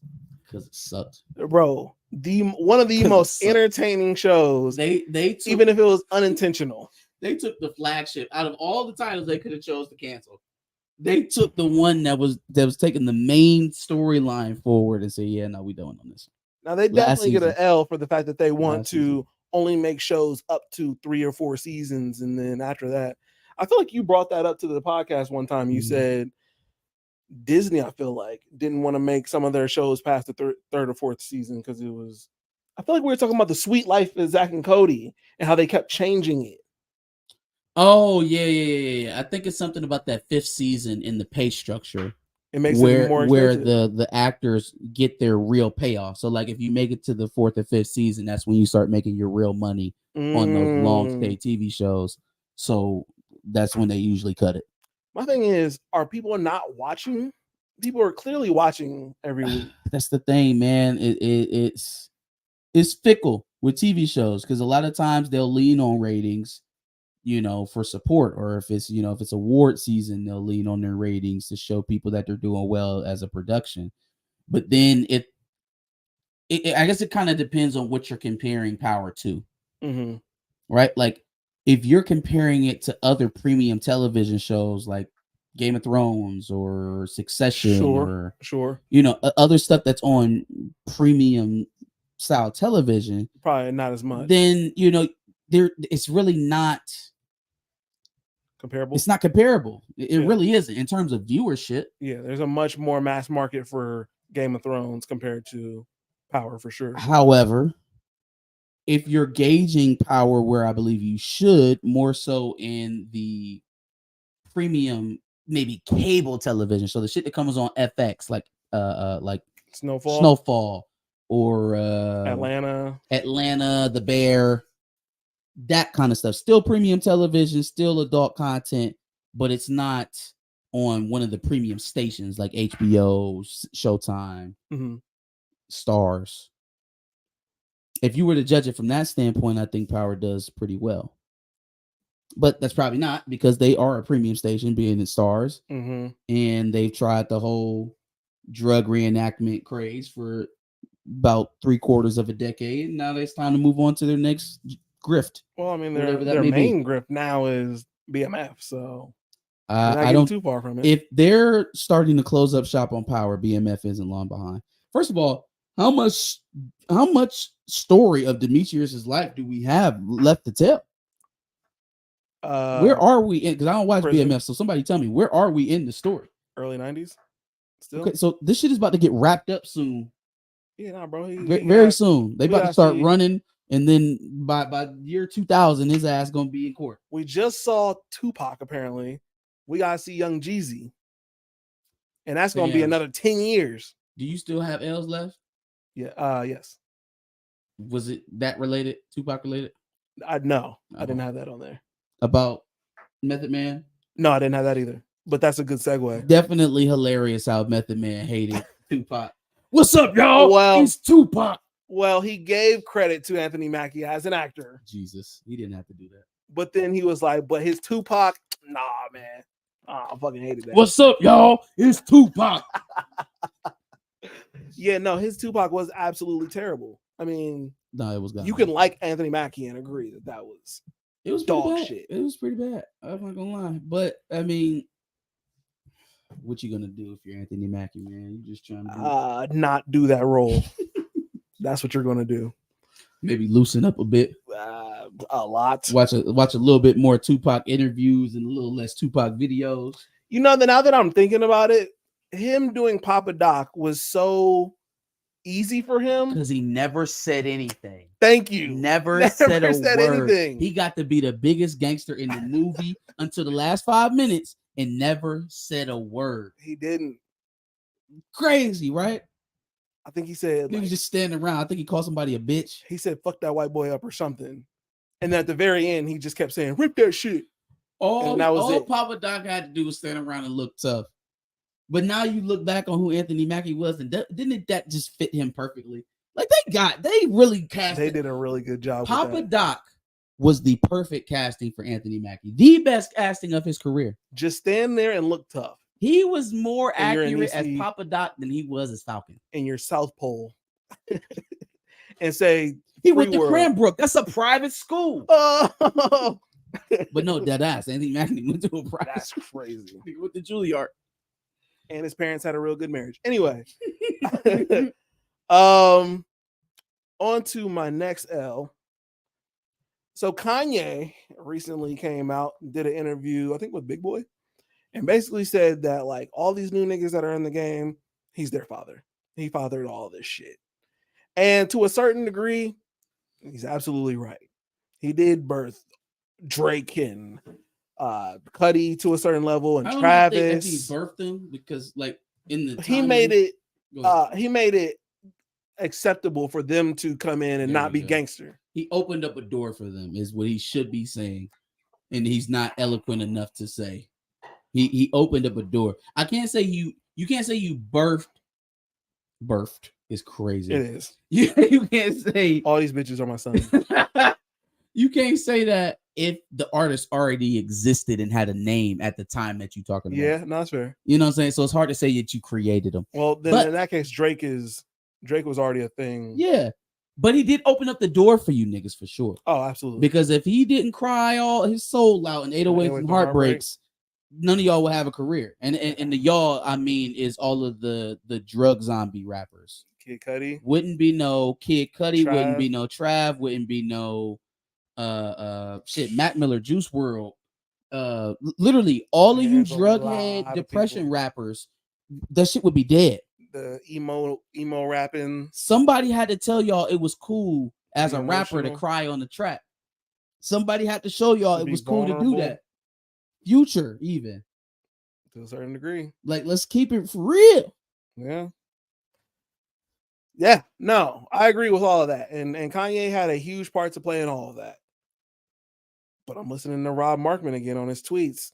And he said, stylistically, T-Pain had a lot to do with that shit too. And when you think about it, T-Pain made it cool for these niggas to start. Or was it auto-tune? Well, it was T-Pain. He was the first one to use auto-tune in a cool way. I feel like T-Pain was so synonymous with auto-tune that it took away from his vocal talent.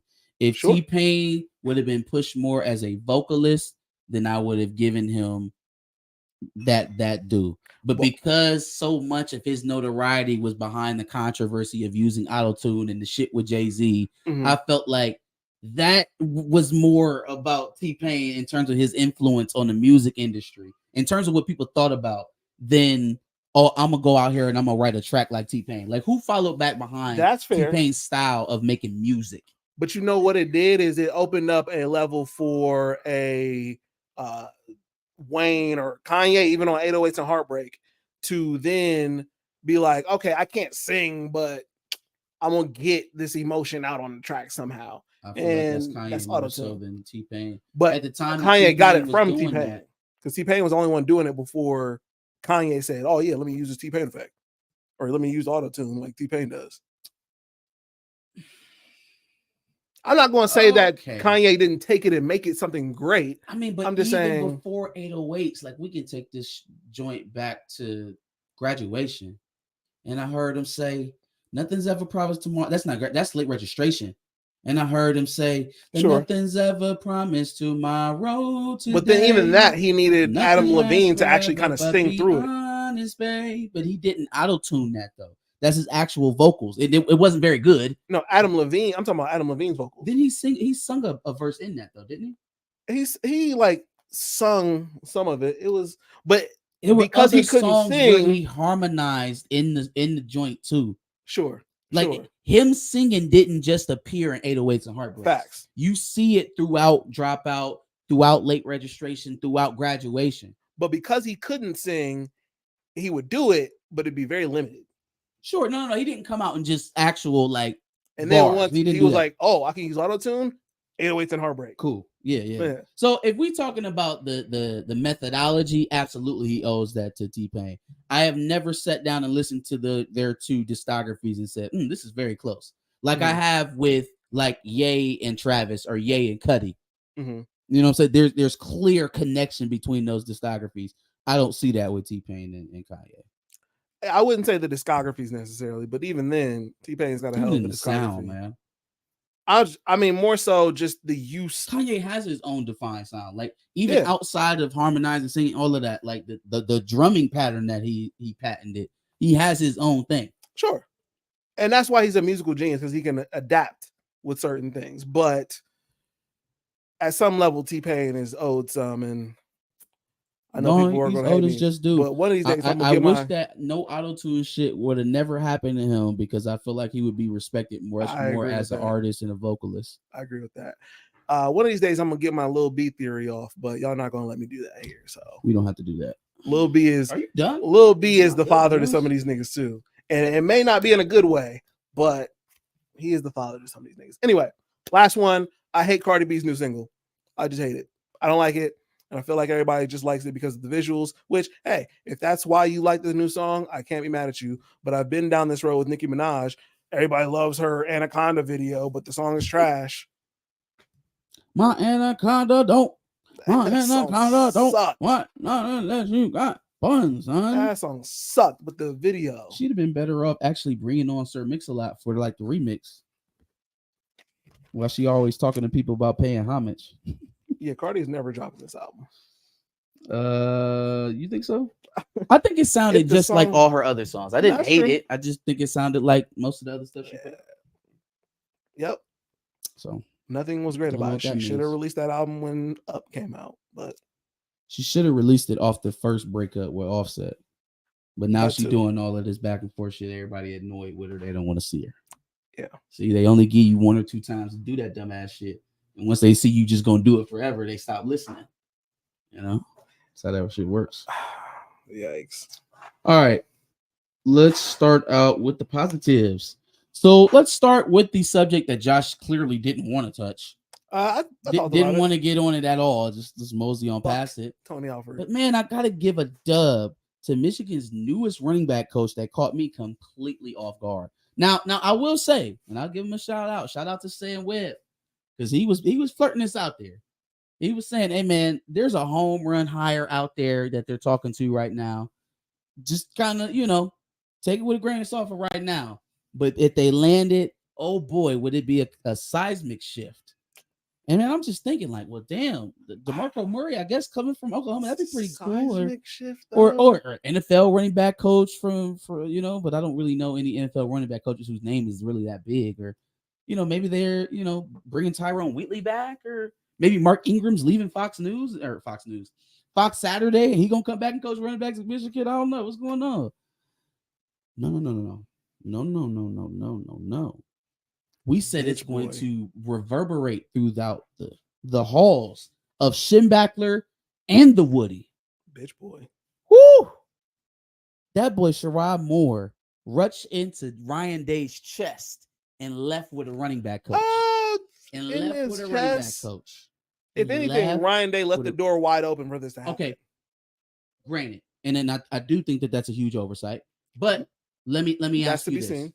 Do you think that if Ryan Day caught wind of Tony Alford trying to get in at Michigan, that he wouldn't have just fired him or given him another year on his contract? He would have gave him one or the other. Yes, he wouldn't have just allowed him to walk out to go to Michigan. No. Yeah. I think the thought was that he was probably going to leave, but not to Michigan. And if he thought he was going to go to Michigan, he would have either resigned him or fired his ass. Yeah, no, for sure. Okay. For sure. That's why it's a king's ransom to me. But that's why it's a king's ransom to me, because first of all, that wouldn't even have been an option in my head for me. Well, obviously we didn't know anything. I wasn't paying attention to the fact that he only got, extended through the rest of this year and he didn't get extended next year. I kind of felt like that was unfair. Yes, they did have problems in short running game. We talked about that in great detail last season. However, that's almost as much on the offensive line as it is the running backs, and that dude got an extension. The guy who's coaching their offensive line got an extension. So I don't know what we're doing here. Also, the guy who's coaching the quarterbacks got in. Oh no, he's gone. No, he's gone. He's gone. Yeah, he's gone. The offensive line guy is new. So not Perry Eliano. Who's the new associate head coach? Tim Walton. Walton, right? Got associate head coach title in a promotion for just for recruiting. Hasn't had a DB drafted in a while. Or from Ohio State at all. But he's the new associate head coach. Well, he's been doing a really good job. So why Tony Alford is out here? Alford has not been doing as good of a job recruiting as he got James Peoples last cycle. Okay, so he got Evan Pryor a couple cycles ago while in the same cycle that he got Travion Henderson on a few. But you're not going to get every running back in the country, fam. Sure. And plus, your coach doesn't throws the ball too much for it to be totally attractive to backs like that. If they know they're not going to go there and get 25 carries a game, or I can go to Texas, or I can go to Clemson, or I can go to Michigan, but they won't or Georgia. But they won't for sure get 25 carries a game, or is it because we're afraid Ryan Day don't play like that, bro? Or is it because we're afraid that Travion might fuck up his ankle? Now this is the part that's interesting to me, is because the whole time when I was telling you that your boys wasn't durable and I was worried about their development, no, I'm completely aware. Now it's like, they had injury problems. It was Alfred's fault. Well, no, I had to have known that to say that Quinshon Judkins was a good pickup, because worst case scenario, Travion's going to get injured and Quinshon Judkins is going to win the ball. Man, but you wasn't talking that shit last year.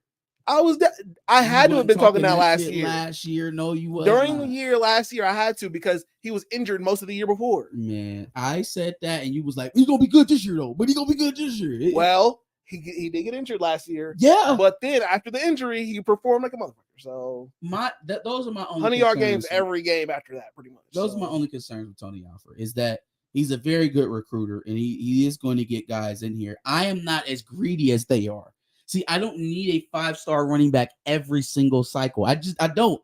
Like, what he has done at Ohio State, got J.K. Dobbins drafted, coached Ezekiel Elliott through one of his best seasons. Didn't recruit Ezekiel Elliott. Got Mayan Williams, which was my favorite back of y'all's backfield. He got Travion Henderson, got Evan Pryor. Evan Pryor would have ended up being the elite back, in my opinion, had he not got injured. Chose Travion over Donovan Edwards. Okay, that's an oversight. But if you're going to hold him to that, then hold Ryan Day for choosing McCord over JJ. Me specifically, I would want.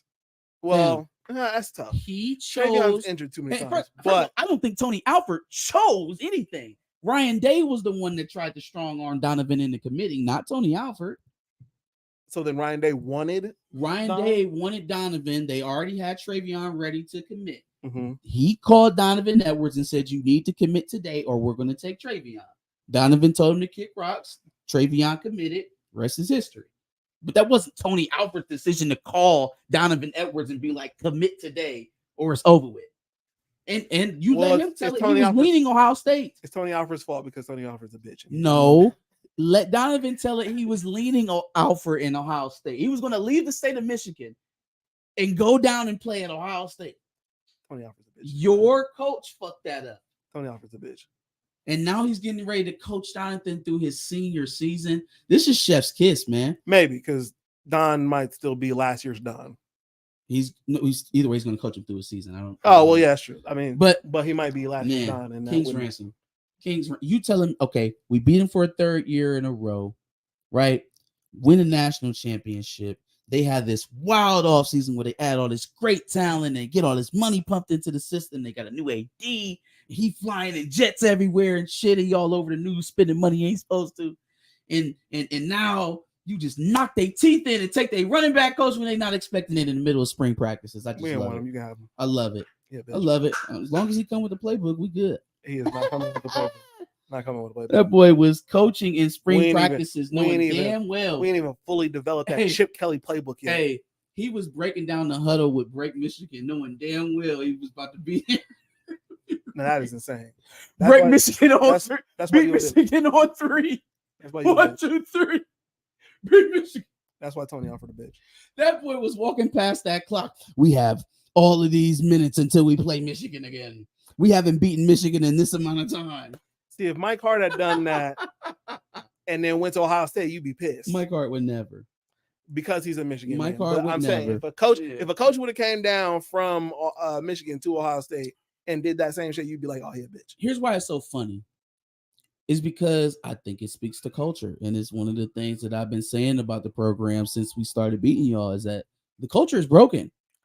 The culture is broken.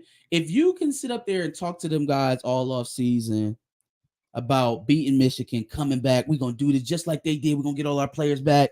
Yeah, Trayvon, you hungry. Yeah, Quinshawn, come from Ole Miss all the way up here to Ohio State to play for me so we can get a national championship. We can beat Michigan. And then you leave in the second week of spring practice to the rival. Yeah, you a bitch. Okay. We got to get that cancer out of here. Yeah, that's what it was. It was the running back cancer that was holding back the team. Running back coach cancer. Yeah, running back coach cancer that was holding back the team. Yep. What's that nigga? He a bitch. I personally think that it is signs of things to come in the Ohio State wheelhouse. But we'll sit back. If we win, I don't think that's. We'll just wait back and see. I don't think it's any coincidence that Lane Kiffin alluded to Quinshawn Judkins having maybe some character issues, and then 2 weeks into practice, his running back coach at his new school. No way he was a cancer in 2 weeks' time. We will see. Right. I haven't made any proclamations yet. I'm just saying we'll see. Just think it's interesting. All right. Next dub I'm giving now. Oh, this is a dub that I should have gave out to everybody last week. I should have said this last week. I think I got so caught up in the middle of whatever we was talking about that I completely forgot about it. But as you know, I do run the Twitter page for Back of the Bus. Hold on. Oh, you want to get back in frame? Yeah, get back in frame, boy. If you're talking about what I think you're talking about. Yes, sir. You already know. You already knew. Yeah, if you're talking about that, let's get that on camera. Yeah, man. So I run the Twitter account for Back of the Bus. You know, I'm a tweeter extraordinaire. Yep. You know what I'm saying? I'm very proud of my tweets. Get a lot of engagement. A lot of engagement from various people all over the internet. One of such was somebody that we all know. We do. You know, you guys know him. I know him. The folks at home. Anybody who has read a Marvel comics probably in the last 30 years knows him. I know him. I am going to pull up the tweet. I think I am. Maybe. One of these days. You sent it to me. Oh, I did. Did I text it to you or did I send it to you? I got it right here. Yep. You said, I woke this morning to people saying that black men have always hated Serena Williams' physique. Rolling eye emoji. Even while she was dating Common, Drake, and Dude from ATL, Esquire. The only black man I've ever heard say Serena was ugly was Jason Whitlock. Facto. This app is spreading brain rot. Yes, it absolutely is. You guys have heard me say that several times. Yes. Here on the pod. And a lot of you, if y'all follow me on Twitter, y'all probably seen that. Got a little like, little retweet, whatever. One of the retweeters was none other than Reginald fucking Hudlin. Yeah. We're going to show y'all a like and a retweet. Yes, sir. Why does he have a Clemson helmet in his banner? Don't worry signed about by it. everybody. Don't worry about it. And then there's like a little banner thing that says, every day I'm hustling. He talking about the wrong thing. But that's the real Reginald Hudlin. Yeah. No, it's really him. Retweeted your boy. It's really him. Retweeted your boy. Clemson, though. Clemson, though, Reggie. All right. So shout out to Reggie Hudlin. You know what I'm saying? Reggie, we gotta take care of your college football likes. Please stop talking about this man's banner. Clemson. Anywho, the director from American Fiction. I should probably look up his name. Yes, definitely giving him a shout out for the speech he gave after receiving his Oscar for the film they made there with Jeffrey Wright. American Fiction director Court Jefferson. And so he was kind of talking about, they asked him about the impact of the movie, its success, and how it had on, black film, and gave a sentiment that I think we all kind of feel. And just flat out told us, like we were talking in Behind the Cave, doesn't need to be in a trap house, doesn't need to be on a plantation, doesn't need to be about slavery or police brutality or police shootings, killings. You know what I'm saying? Like, our reality in media does not have to be segmented only to that. It can be about black success, black love. Yeah, exactly. And so telling a movie making a movie that wasn't rooted in any of that and still was able to attract an audience and stay true to its blackness. That's what I felt was so dope about it, is that the entire there can't be a bigger juxtaposition than Society of Magical Negroes and American Fiction. Like, everything about those productions is totally antithetical. Mm-hmm. From their name to the way that they presented in the previews, to the reception, to the success, to the proposed the question that's proposed by the film or the premise of the film, right? Like, all of it is completely antithetical. One of them is trying to show you a different perspective from a side that you probably don't frequent, and the other one is trying to placate towards the sensibilities of the ruling, of the people who need to be educated. And then it can't be any clearer than Society of, what is it? Of Fantastic Negroes? Amazing Society of Magical Negroes. Magical Negroes. The Magical Negroes versus American Fiction. Enough said. I'd also like to give an L to the fact that Reggie Hudlin is from East St. Louis and has a Clemson helmet in his office. Get off his team. He retweeted the pod. Reggie, Jesus Christ. Come on the show. Let's have a conversation. I don't think he wants to talk about that. We had to have a conversation about other stuff, but I will ask you the question. All right, on to my L's. All right. So, Joy Taylor Rooks, their podcast has been a topic here on the pod for a couple of weeks. Yes, they have. Because of this horny guy over here. Why I gotta be all that? I don't know why you have to be that. Why I gotta be all that? You should answer for that. That's crazy. But she was on, or they both were on the Pivot. Yes, they were. This week with Ryan Clark. And for some reason or another, we started in on the topic of Joy Taylor's history with domestic violence. I didn't see that part. I don't know why that was a topic here. Her history with domestic violence. So she had a victim. Yeah, she was a victim of domestic violence. And she told her story. Now, for whatever reason they chose that topic, they chose it. And obviously she wanted to talk about it because she fell into it. Not really my issue with that part of the interview. Okay. The issue that I had with it was her bringing up Ray Rice to kind of like, I guess, push her way into the topic or make it relevant to the sports related topics they were there to talk about.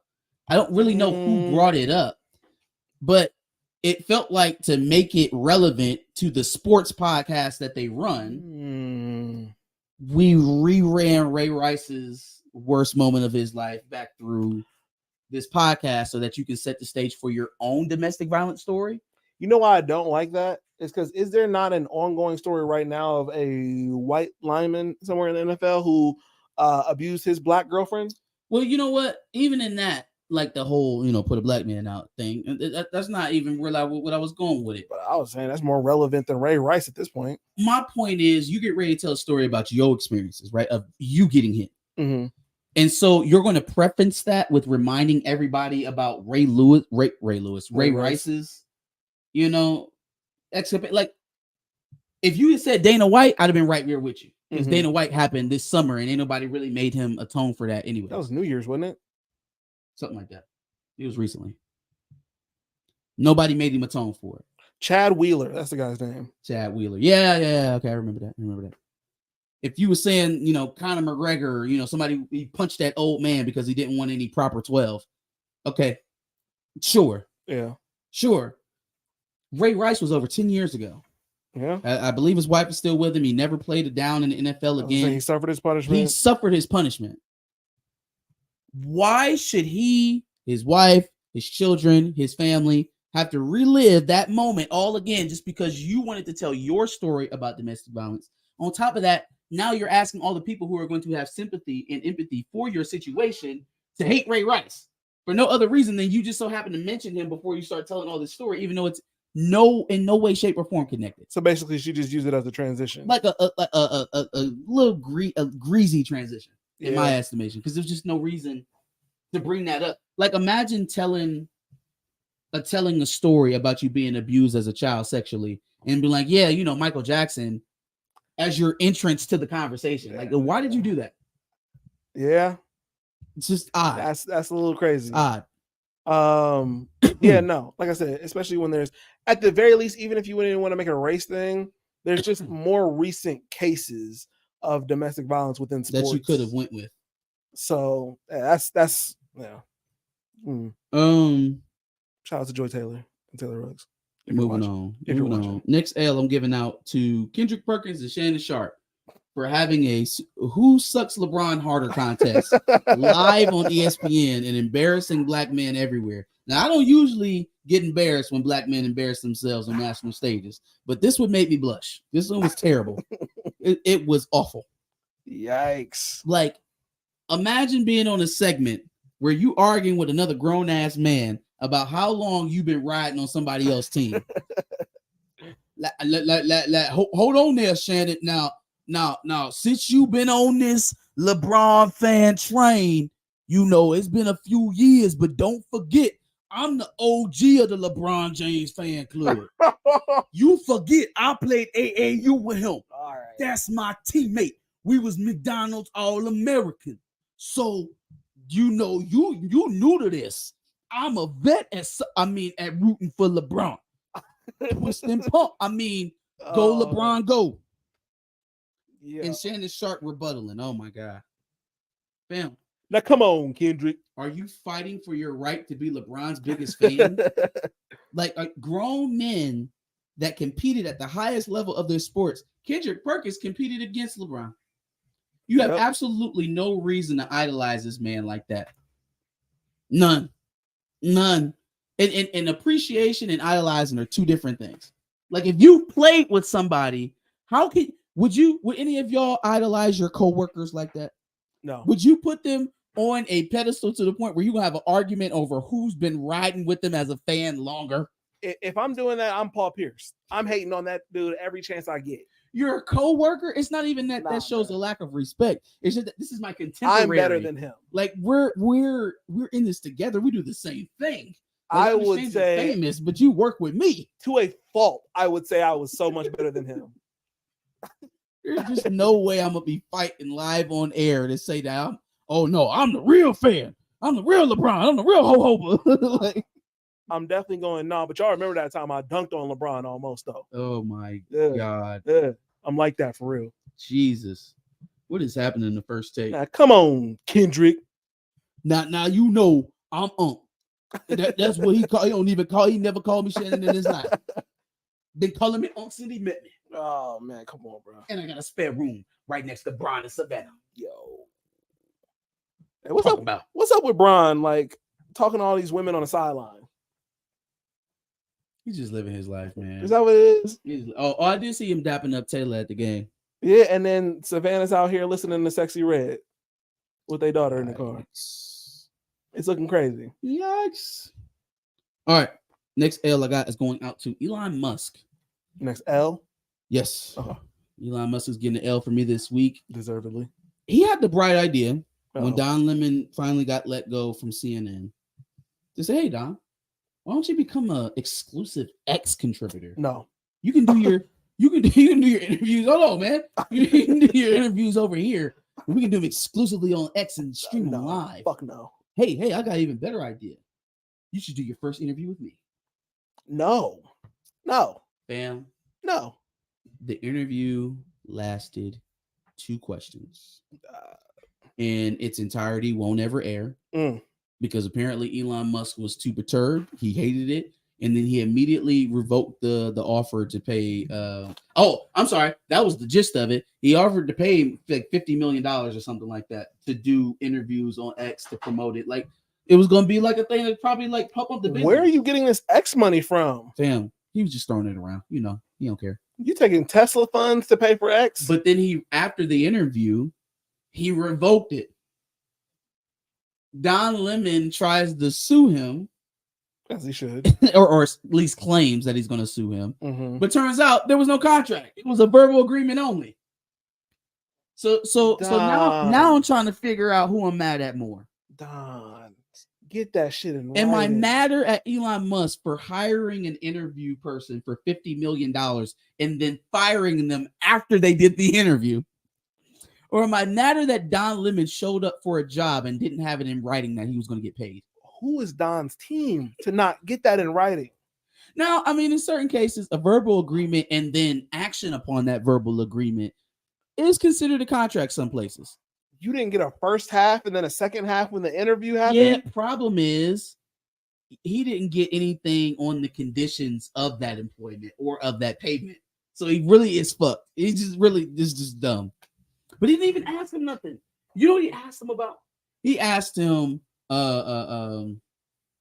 asked him about some of his talks about ketamine, right? And then Elon Musk was like, yeah, you know, if you're depressed, you should ask your doctors about, you know, ketamine and instead of some of the other drugs that they give you. And I was way off the reservation on that one. Like, I'm not gonna take Special K because Elon Musk told me. Thank you very much. But in any case, he also was like, the second question he asked him was about all the hate speech that's been spurring up all over Twitter since he bought it. Yeah. And he was just, I don't have to answer to that. He's like, you don't think that you would ever have to, that you would ever get in trouble or you'd never have to answer for? No. I refuse to answer and I don't have to. You know how Elon Musk is. I don't have to listen to those things because I don't want to and I never will. He's not the CEO, I think, technically. So you're making common sense right now. You're making too much sense. But regardless, yeah.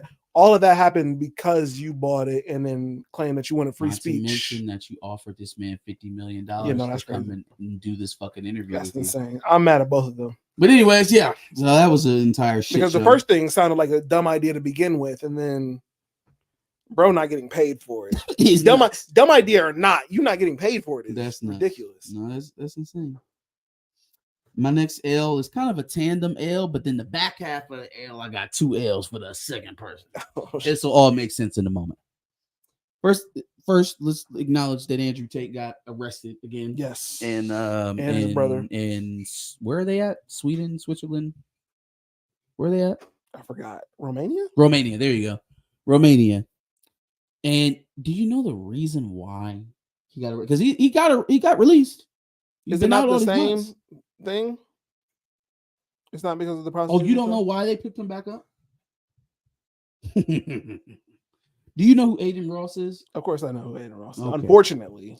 So Aiden Ross was streaming with, was it Kai Cenat? Or Academics? I like how you said that like she didn't just say Academics. Shut up. Academics. Thanks, but he was just running his mouth, gabbing, talking about shit. Mm-hmm.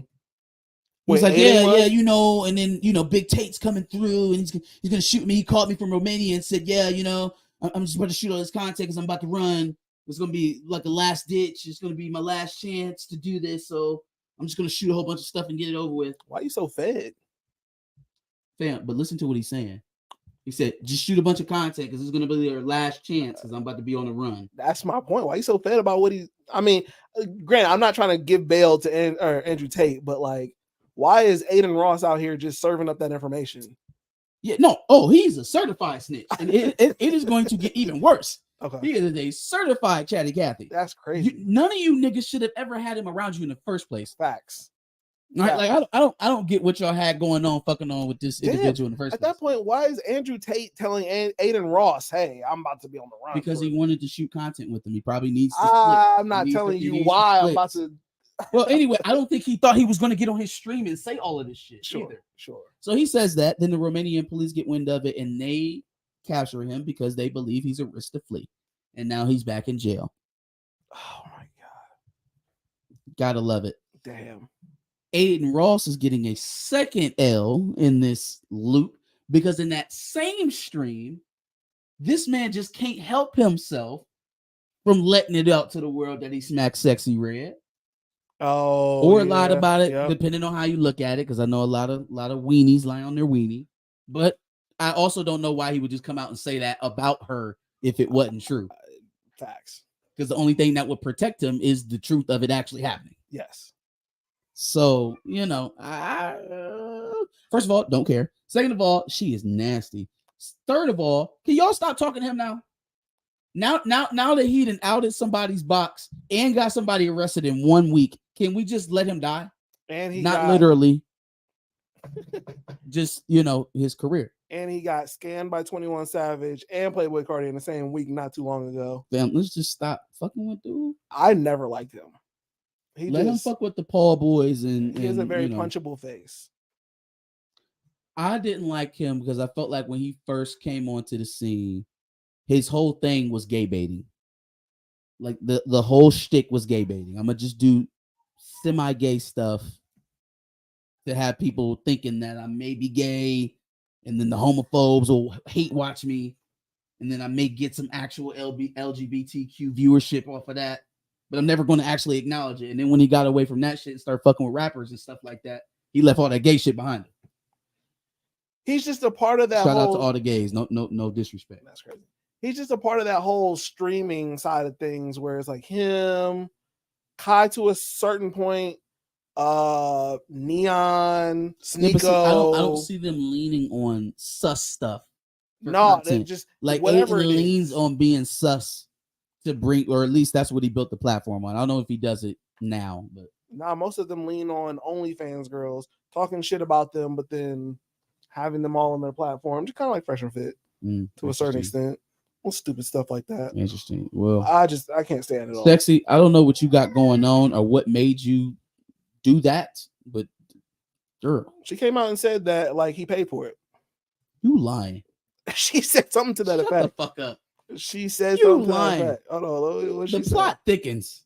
What did she say? She said something like that. First of all, why would you pay? Second of all, why would you go? Are you just an expensive prostitute? Sexy Red reacts to Aiden Ross's claims, ? Sexy Red seemed to react on X, formerly known as Twitter, to a video of popular kick stream Aiden Ross telling academics, blah, blah, blah. You paid me to take your virginity, and I did just that. Next. Oh, in a follow-up post, she added, psych, you couldn't touch me with a stick. Well, you didn't have to. You ruined that. She just took every bit of joy I had from that initial joke and just shit all over it. I hate when people say funny stuff and then step all over it. I hate that. It's like, I'm just playing. Yeah, I ain't really mean what that. The fuck? No. All right. Okay. I got a couple more. One's a celeb shot from Chillmonger. So I got Star Wars May the 4th celebration this year. They are doing a re-release of the Star Wars prequel trilogy and the original trilogy. Okay. You get to watch it in the theater, and it's going to be remastered for 4K. Oh. So it's dope. It's going to be a legit re-release. Wait, only on May 4th? That's the point. No, I mean, I get it, but like... The sequel trilogy is going to happen on May 4th. Mm-hmm. The original trilogy is going to happen on May 5th. Oh, so you guys different. No. Okay. That's 6 2.5 to 3 hour movies in 2 days. It's a lot. It's virtually impossible. It's a lot. And why wouldn't they just make the whole week? Thank you.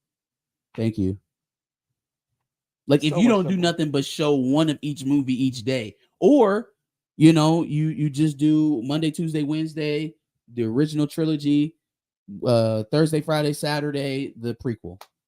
But like, how in the fuck am I supposed to work and then see an entire day's worth? Like, that's 9 hours of television. That's an entire day of work off of work. You want me to take 2 days off of work to watch Star Wars? Take some vacation days. And then what makes it really bad is that it's the 4K release, so that version is only going to be seen in theaters. You're not going to be able to grab that on Blu-ray or anything else. So it's going to be the only opportunity you get to see it in 4K is on those 2 days for all 9 movies. That's whack. Or excuse me, all 6 movies, not 9. That's whack. Fuck the related trilogy. That's whack. Yeah, that actually sucks. Who made the decision? Kathleen Kennedy? I don't know. Whoever doing business over at Disney. All right, my last L. I hear you, baby. We almost done. Yeah, she hated that too. Last L. Hold on. Let's get to it. So I actually saw this for the James Earl Jones one, but I did not see the rest of these. There is a weird trend of people writing up like quick bios for our celebrities that are usually reserved for when they pass. So, for example, let's take this one from Jesus. That's Comics Explained. That's Rob Jefferson. Why would he do this? Mark Hamill, legendary actor and writer known for his roles in Skywalker and Joker. Now, if I just stop right there, what does it sound like I'm about to say? Has passed away, has fatally gone home, went, died today in the arms of his family at the age of 72. Mm-hmm. The new trend is to post that, put the age, and then that's just it. Scaring the shit out of everybody. Oh, yeah, I saw somebody do that with Ryan Reynolds. And here go another one. Roberta Joan Joni Mitchell, 10-time Grammy Award winner and singer-songwriter, age 80. Are you don't do that. This is one I seen. James Earl Jones, legendary actor, age 93. I thought for sure we lost James Earl Jones. Yeah, that's the thing. Somebody said Ryan Reynolds lies peacefully in his bed at age 43. Jesus Christ. And that's all it said. It's like, wait, what? Look, they got one for Sly. Sylvester Stallone, legendary actor known in his roles in Rocky and Rambo, age 77. What at age 77? What about his 77? Oh, damn it, crazy. Don't do that to me. That's insane. Why would y'all do this? Engagement bait. Exactly. Oh, let's take a look at the tweets and see how much engagement they got. Sheesh. Let's see. Let's go to the Mark Hamill one first. 600,000 likes. I'm sorry. No, 600,000 impressions, 2,000 likes, 594 retweets. Sheesh. Joni Mitchell doesn't show the impressions, so not that many. 50 likes, 2 retweets. Okay. Ain't nobody on Joni Mitchell. That's crazy. James Earl Jones got even less. I think somebody's picking up on what's going down. Yeah, hopefully. Nah, that's bullshit. So yeah, the one with Mark Hamill got a lot of engagement. The rest of them not so much. That's crazy. But even still, I don't want to be the one fucker who sees James Earl Jones like I was. I think I had already been so used to just fake news that when I saw Ryan, and especially it's Ryan Reynolds, so it's like I'm not going to believe that Ryan Reynolds just upped and died. You know what I mean? He doesn't seem like a drug user. They don't seem. Well, I mean, that could happen, but don't scare me like that. God damn! When I saw it, though, I was just like, all right, this is already bullshit. I'm already knowing. Fucking crazy. But that is it for the Dubs and L's this week, folks. It's my list. It's my list. Let's see what we're talking about before we get out of cheer. Somebody said there's gonna be a lot of swamp butts for that for the Star Wars marathon. Fam, like, damn, you gotta watch 9 hours straight. Fuck that. Or I guess you can use the bathroom in between movies. Maybe they'll have a quick intermission, but they can't be too long because they got so much movie to show. That's just a bad way of doing Star Wars celebration this year. That is terrible. May the 4th. Polo Boy said Aiden snitch Ross. Hey, boy. He's snitching like crazy. That's Vlad's kid. That's Vlad's son. Polo Boy, yes, we did talk about Power Book 2 last season. Unfortunately, gone too soon. Gone way too soon. That is not the reflection of the entire podcast. That is what both of us said. Only 50% of the podcast believes that. He will miss it more than I will. I will not. He came into it hating Tariq, but now he loves Tariq. Tariq is his favorite character in all of the Power universe. Lies. He said that. Lies. It's recorded. You can go back and check it out. they've been pandering a lot lately on the pivot. It stayed with that. Oh, it started with Simone Biles and Jonathan Owens. He was saying that they've been pandering on that show a lot lately. Hey man, I mean, I guess I understand that it's a business. You got to get the views up, but I just didn't appreciate the delivery, the way that she went about it. Obviously, her story is her story. She has the right to tell it in any way, shape, or form she deems fit. I'm just saying the way that I received it felt like, hey, let's take everybody back to one of the worst moments we could have for maybe your favorite athlete or family member or what have you, and just ring it back up so that I can tell my story. And then it adds a charge behind it that isn't necessary to recharge. Like, he's served his punishment, in my estimation. I was not laughing at what he just said. I'm going to play this video, and I hope it's not what the tweet says it is. Oh shit! In the video, tournament. Okay, hold on. But I just want to say,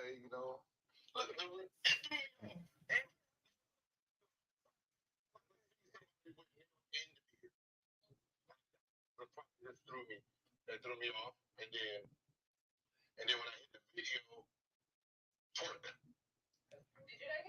What? He said it's like water. No. Gil, chill out. Chill out, Gil. What is happening right now? All right, let me read what the tweet said for me to watch that video. Ayo, Gilbert Arenas responds to Saucy Santana after Saucy said Gil liked watching. Wrap it up. Wrap it up. Wrap it up. Wrap it up. That nigga said the nails and the beard. He was talking about Saucy Santana. He said it moves like water. Hold on. Good night. Hold on. Good night. Like, even share, worse. subscribe. Even worse. We'll see you next week. Gil, I ain't gonna lie. Hell no. I ain't gonna lie. Between him and Meg Thee Stallion, I don't know who I'm gonna throw my dollars to. No. No. Oh bro, I saw that and I'm like, no, there's no way. There's no way he said this. Damn, Gil. Oh, what the fuck? Gil is simping over Saucy Santana. What? That's nasty. That is nasty. All right, podcast over on that note. Oh my god. Yikes. I thought it was fake. I had to see what the video was talking about. I thought there was no way that was real. Jesus Christ. No wonder Nick Young was all excited when he looked in that backseat. Yo. Did you see that video? Yeah. About Drea? Talking about Drea. Mm-hmm. Man, can you imagine? I'm so embarrassed for Jalen Green, man. Sheesh. Niggas laughing at you. Like retired niggas who want to be in the NBA and can't no more, aka Swaggy P, is laughing at you. Swaggy P could be in the NBA. Nah, I don't think so. He could definitely be in the NBA. Yikes. Bruh. Nasty. All right, y'all. Let's be real. We'll see y'all next week. Replay crew. Love you too. Like, share, and subscribe. Next Wednesday. Peace. Grayson, SMH. Not Saucy Santana, fam. That's